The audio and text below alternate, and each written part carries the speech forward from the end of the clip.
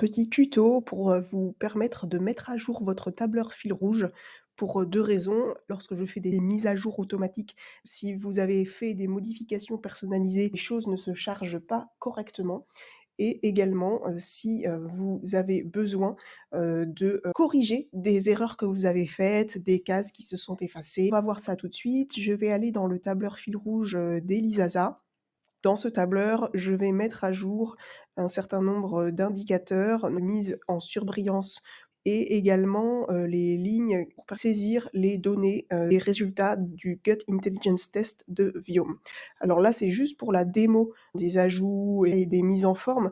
Normalement, si vous regardez cette vidéo maintenant, vous avez déjà tous ces éléments-là dans votre tableur. Vous êtes arrivé à un moment dans la formation où cela a été fait pour vous dès le départ. Le but, de ce petit tuto, c'est de vous montrer comment faire vous-même les modifs sans casser toute la structure du tableur. Vous avez accès, avec le lien qui est sous la vidéo, à un tableur qui est celui qui va être toujours le plus à jour, qui est Odyssey Labo et qui en regroupe uniquement l'onglet iLabo. Certaines personnes utilisent seulement cet onglet de manière indépendante, à la fois des autres onglets du tableur fil rouge et de la formation. Ce que je vais faire, je vais déjà copier l'onglet iLabo de ce tableur, source Odyssey Labo qui est à jour, vers le tableur, d'Elisasa. Je vais chercher, son fichier à elle. Ou dans votre drive, il n'y aura pas les fichiers, de toutes les participantes, vous n'aurez que le fichier Odyssey Labo et celui Elisasa. Là, je viens de copier le fichier dans le tableur, donc je vais patienter un petit peu, le temps que ça se transfère. Maintenant, je peux faire défiler vers la droite mes onglets. Le nouvel onglet est arrivé, copie de iLabo et ce que je vais faire pour des raisons pratiques, c'est que je vais ramener cet onglet juste à côté de l'onglet iLabo sur lequel je veux faire des modifications. Donc là, par exemple, les indicateurs insuline, cortisol ne se mettent pas en surbrillance comme il faudrait. Pourquoi? Parce que si je vais voir dans les mises en forme conditionnelles, il y a rien. Je vais aller dans la copie iLabo, donc l'onglet de copie, je fais CTRL-C, je copie, je retourne dans iLabo, je dois faire un collage uniquement du format. Effectuer le collage spécial format. Donc là, on voit, c'est CTRL-ALT-V, le raccourci clavier. Donc je vais faire CTRL-ALT-V et voilà, les choses se mettent au bon format. Je continue de regarder quelles peuvent être les différences entre, l'onglet, Elisasa et puis l'onglet source. Si je regarde par exemple au niveau des numéros de ligne, là on voit sur la ligne 86 perturbateurs endocriniens. On va vérifier qu'on est bien toujours aligné sur les mêmes lignes, qu'il n'y a pas eu des rajouts de lignes qui ont été faits. Donc là c'est bon, perturbateurs endocriniens. Remarque juste que là il y a un indicateur LPS qui a été mis en place, donc je vais aller chercher cette ligne-là, je la copie et à la place de LPS ici, puisque le LPS, il est assez rare qu'on le mesure, on préfère mesurer le LPB. Je mets à jour, cette ancienne donnée des premiers tableurs, préhistoriques, j'avais mis ça dans la ligne, mais là, je vais simplement copier toute la ligne. Je vérifie avant de faire ça que je n'écrase aucune valeur, d'Elisasa et non, effectivement, elle n'a jamais, rempli, cette ligne ni fait cette mesure, ce qui est tout à fait, logique. Je vérifie ça, je me mets là et je mets cet indicateur.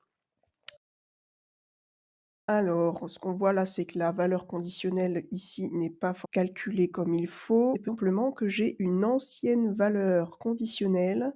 On va aller regarder la mise en forme et oui, vous voyez, les valeurs conditionnelles associées aux anciennes lignes n'ont pas disparu. Ce qu'il faut faire, c'est format, effacer la mise en forme sur cette ligne et recommencer l'opération de copier la ligne. Voilà, la ligne et là, tout va être correct. On va aller voir s'il y a des choses à rajouter. On voit inflammation est à la ligne 127 et là, copie iLabo, le module inflammation démarre à la ligne 128. Ce qui veut dire qu'il y a une information supplémentaire. En fait, j'ai rajouté sous, le petit plus la pesticide, le détail pour le glyphosate en ligne 97. Donc on va aller aussi rajouter ça dans le tableur, d'Elisasa.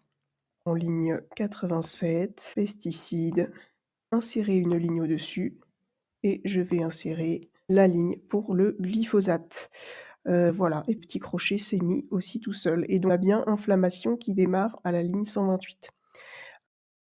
Alors là, on va retrouver les fameux, LPS, LPB puisque, l'indicateur, hein, LPS qu'on a mis à jour, là ici, on nous dit: «Voir le module inflammation» et bah oui, il se trouve là. LPS, LPB et également l'indicateur de Viome, hein, les voies d'activité qui produisent le LPS, dans le microbiote. Ça qui n'est pas à jour dans le tableur, d'Elisasa.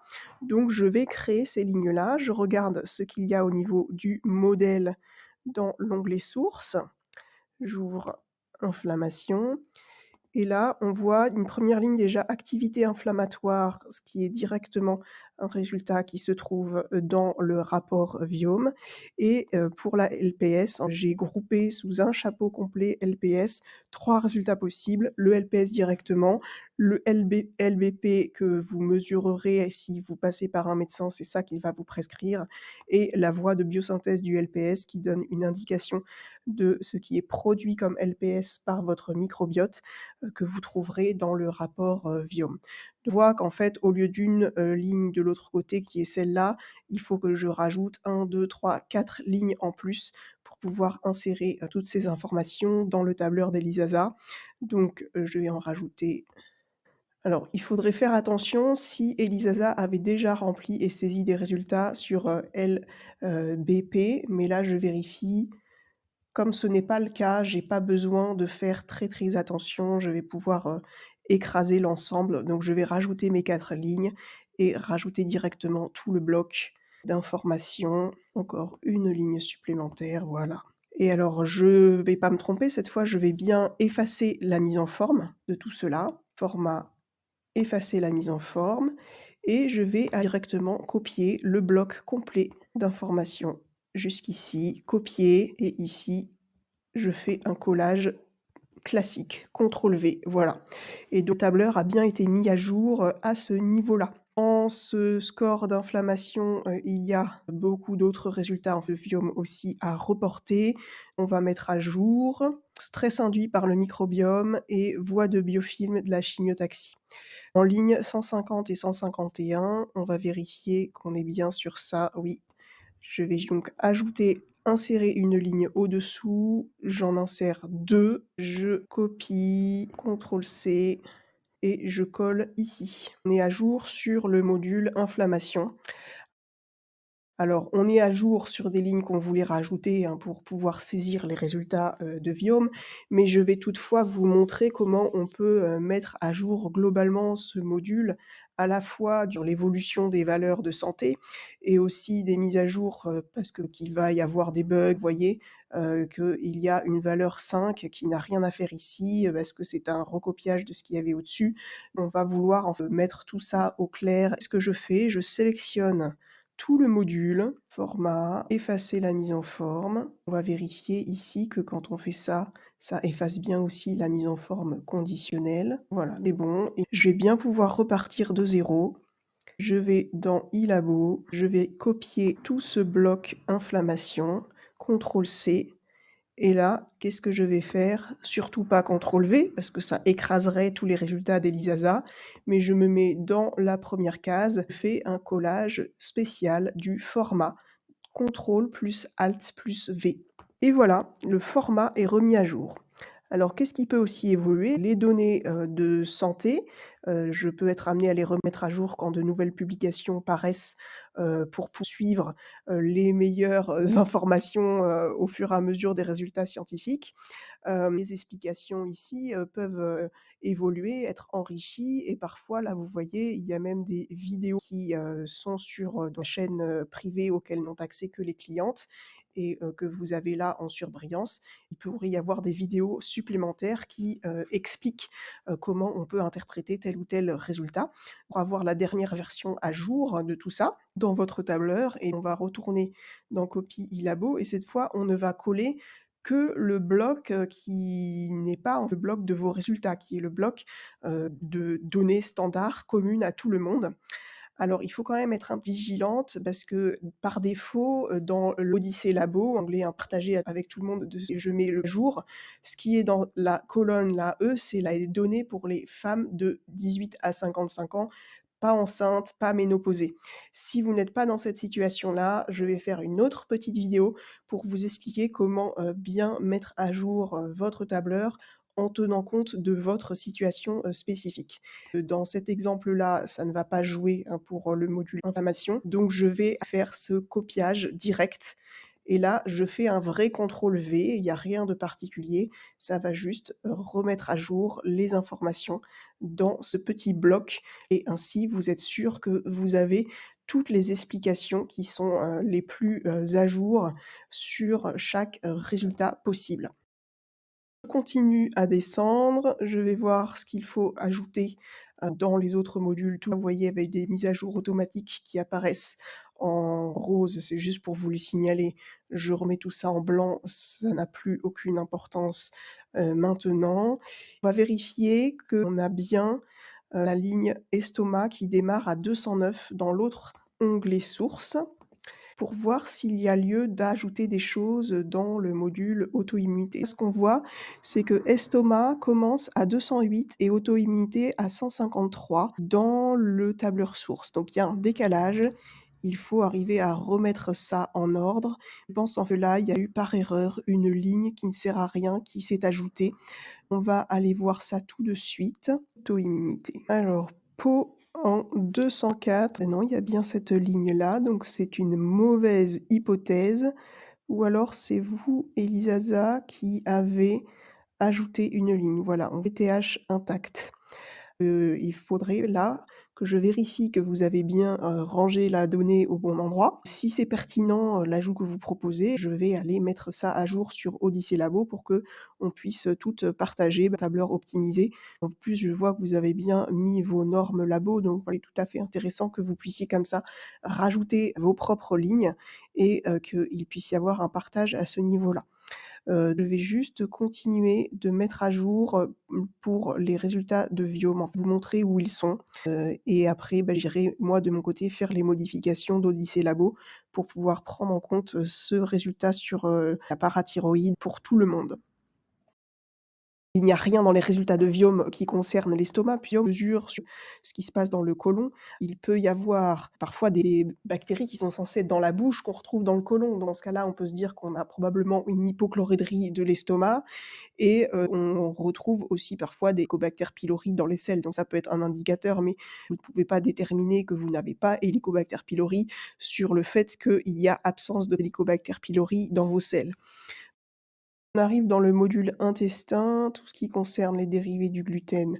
Là, Viome ne donne pas d'indication directement là-dessus. Il ne mesure que des niveaux d'inflammation. Si on regarde là, Gut-Lining Health Score et puis le score, Butyrate Production, il était déjà inséré dans votre tableur, mais je vais voir si, il y aurait lieu d'en ajouter autre.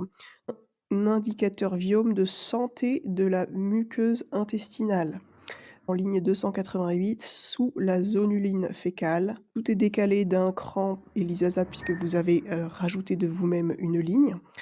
Garde, hein, ce décalage-là pour ne pas mettre votre tableur sans dessus-dessous et là, je vais ajouter cet indicateur Viome. Voilà. Infection et dysbiose intestinale.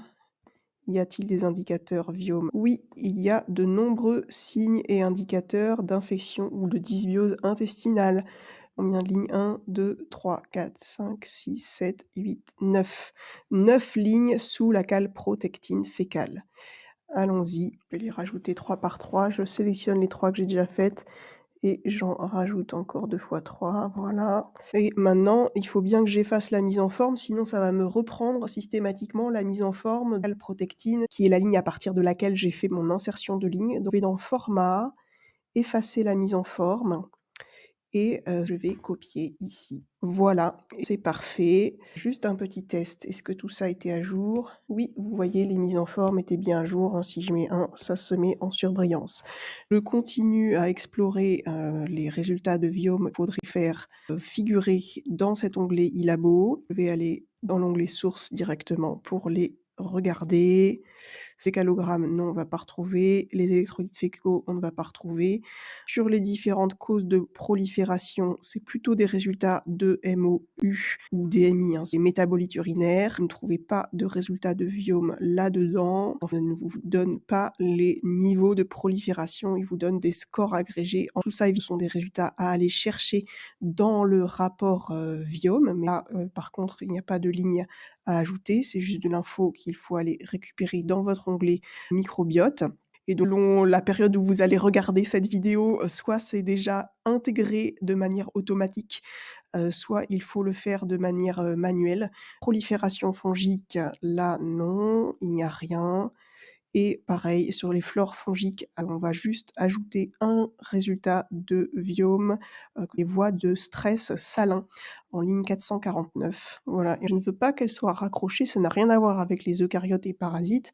Je vais dans affichage et je dégroupe une ligne et à nouveau retirer la mise en forme pour éviter de recopier des historiques, de mise en forme de je copie et je colle et voilà. Je pense que vous avez compris la manip. Moi, je vais terminer, de mon côté pour ce fichier et on se retrouve dans la prochaine vidéo de tuto.